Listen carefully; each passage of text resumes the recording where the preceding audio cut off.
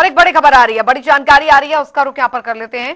तो बड़ी खबर, बड़ी जानकारी इस बीच बता दें आपको, अंसल ग्रुप की बड़ी मुश्किलें। जी हाँ, यहाँ पर मुश्किलें बढ़ती नजर आ रही है। अंसल ग्रुप की जमीन घोटाले की जांच अब शुरू हो गई है। तो बता दें, लखनऊ विकास प्राधिकरण ने कार्रवाई जो है वो शुरू कर दी है। ये इस वक्त की बड़ी खबर। एलडीए वीसी की अध्यक्षता में समिति का गठन जो है वो कर दिया गया है। 411 एकड़ की जमीन के फर्जीवाड़े का मामला है। अंसल ग्रुप के प्रमोटर्स के खिलाफ मुकदमा दर्ज किया गया है। तो सीएम योगी ने इस प्रकरण में उच्च स्तरीय बैठक की है। ये इस वक्त की बड़ी खबर। अंसल ग्रुप के खिलाफ कार्रवाई के निर्देश जो है वो दे दिए गए हैं। इस वक्त की बड़ी खबर, अंसल ग्रुप की बड़ी मुश्किलें। तो ये बड़ी जानकारी आ रही है। आपको बता दें, जमीन घोटाले की जांच जो है वो तेज कर दी गई है। लखनऊ विकास प्राधिकरण ने ये कार्रवाई जो है वो अमल में लाई है। एलडीए वीसी की अध्यक्षता में समिति का गठन किया गया है। 411 एकड़ की जमीन के फर्जीवाड़े का मामला बताया जा रहा है। अंसल ग्रुप के प्रमोटर्स के खिलाफ मुकदमा दर्ज किया गया है। सीएम योगी ने इस प्रकरण में बैठक विशेष तौर पर की है। अंसल ग्रुप की जो मुश्किलें हैं वो यहाँ पर बढ़ती नजर आ रही है। लखनऊ से संवाददाता अनूप कुमार सिंह हमारे साथ सीधे इस खबर पर जुड़ गए हैं ज्यादा जानकारी के साथ। अनूप, अंसल ग्रुप की मुश्किलें बढ़ती नजर आ रही हैं, जमीन घोटाले को की जांच तेज हो गई है।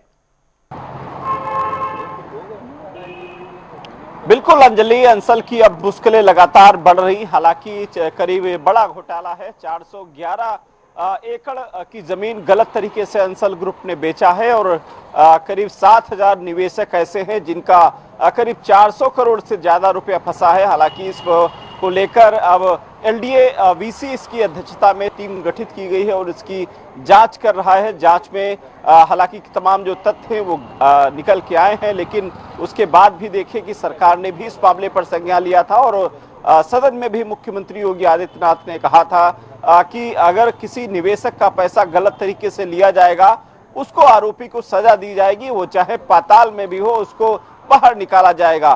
तो निश्चित रूप से लगातार शिकंजा कसता जा रहा है अंसल ग्रुप पर। तमाम जो दोषी लोग हैं उन पर मुकदमा भी दर्ज किया जा चुका है। 2 मुकदमे लिखे गए हैं, एक लखनऊ में, एक गाजियाबाद में भी मुकदमा लिखा गया है। अब इस मामले की पुलिस भी तफ्तीश कर रही है, जांच कर रही है और दूसरा एलडीए भी जो टीम गठित की गई है वो भी इस मामले की जांच शुरू कर चुका है। इस मामले पर जो भी दोषी होंगे उनको इसमें सजा दी जाएगी। और खासकर सबसे बड़ा सवाल उठता है कि 7,000 से ज्यादा जो लोग हैं जिन्होंने अपना घर बनाने का सपना देखा था, उनका क्या होगा? वो पैसे कहां से आएंगे? सरकार का प्रयास है कि उन लोगों को राहत मिले। उनका जो पैसा गलत तरीके से लिया गया है, जिनकी रजिस्ट्री गलत तरीके से की गई है, जो फर्जी तरीके से जमीन का घोटाला हुआ है, गलत तरीके से उनको समझाया गया है और उनका पैसा ले लिया गया है। आप समझिए कि घर बनाने का सपना, वो जो करीब 7,000 से लोग हैं उनके अंदर किस तरीके से उन्होंने पैसे इकट्ठा किए होंगे घर बनाने को लेकर के। लेकिन एक बड़ी ऐसी कंपनियां अगर लोगों के साथ फ्रॉड करती हैं तो कहीं ना कहीं उस पर बड़ी कार्रवाई करनी चाहिए। मुझे लगता है कि जिस तरीके से सरकार की मंशा है और भरे सदन में मुख्यमंत्री योगी आदित्यनाथ ने इस पर कार्रवाई की बात भी की थी, उसके बाद लगातार मुकदमा दर्ज हुआ, टीम गठित हुई। टीम गठित करने के बाद जांच भी शुरू हो चुकी है और आज जानकारी मिली है कि वहां अंसल ग्रुप की जो लाइट है उसका भी करोड़ों रुपए बकाया है और आज उसकी बिजली भी काट दी जाएगी। तो यानी कहीं ना कहीं लगातार चारों तरफ से शिकंजा कसा जा रहा है उन दोषियों पर कि जिन्होंने गलत तरीके से वायर्स को ठगी की है, उनको गलत तरीके से जमीन बेची है। इसको लेकर के इस मामले की जांच चल रही है। अब जांच में साफ होगा किस तरीके से सरकार उन निवेशकों का पैसा वापस कराएगी या उनकी व्यवस्था कहीं अलग घर की जाएगी। फिलहाल जांच के बाद ही पता चलेगा। अंजलि, इतने बड़े स्तर पर जमीन घोटाले की जांच यहां पर चल रही है, जाहिर तौर पर कोई ना कोई जो सबूत है वो यहां पर मिल रहे हैं। निवेशकों का पैसा जो है वो काफी अटका हुआ है, प्रमोटर्स के खिलाफ मामला दर्ज कर लिया गया है। लेकिन इतने बड़े स्तर पर अगर घोटाला हुआ है अनूप, तो ये 1 या 2 साल की तो बात नहीं है। ये घोटाला कब से चला आ रहा है, किसके यहाँ पर शरण में ये घोटाला जो है वो देखरेख में घोटाला हुआ, ये बहुत एक लंबी फेहरिस्त यहां पर बन सकती है कि जो दोषी हैं वो कौन कौन यहां पर इस घेरे में आते हैं। ये काफी महत्वपूर्ण होगा। बिल्कुल अंजलि, ये बड़ा घोटाला है और इस एक दिन का घोटाला नहीं है। इसका जवाब ही मुख्यमंत्री ने दिया था सदन में। कहा था कि समाजवादी पार्टी के पोषित माफिया हैं, समाजवादी पार्टी ने प्रमोट किया था। तो कुल मिला के जिस तरीके से इतना बड़ा घोटाला होता रहा, उसके बाद तमाम जो अधिकारी की कहीं न कहीं मिलाभगत जरूर होगी, क्योंकि ये सब घोटाला होने के बाद रजिस्ट्रियां हो गई। और रजिस्ट्री जब होती है, आप समझिए अंजलि, तो उसमें रजिस्ट्री में जो दो विटनेस होते हैं, गवाह होते हैं, गवाह के बाद जो बाबू होता है वो और रजिस्ट्रार उसकी सब जांच करता है, उसके बाद रजिस्ट्री की जाती है।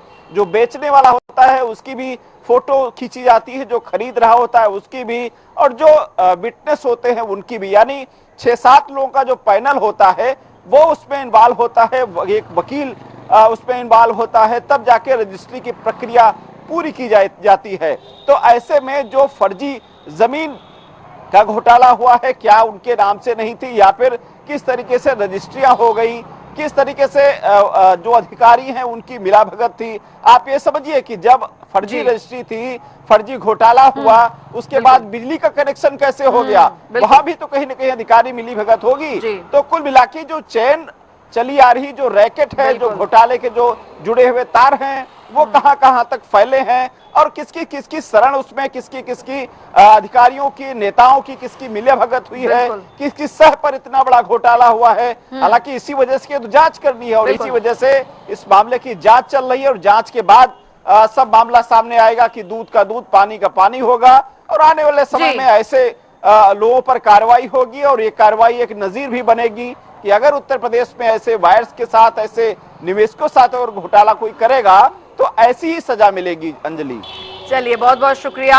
अनूप इस तमाम जानकारी के लिए। तो बड़े स्तर पर यह घोटाला, अंसल ग्रुप की मुश्किलें यहां पर बढ़ती नजर आ रही है। जमीन घोटाले की जांच अब शुरू कर दी गई है।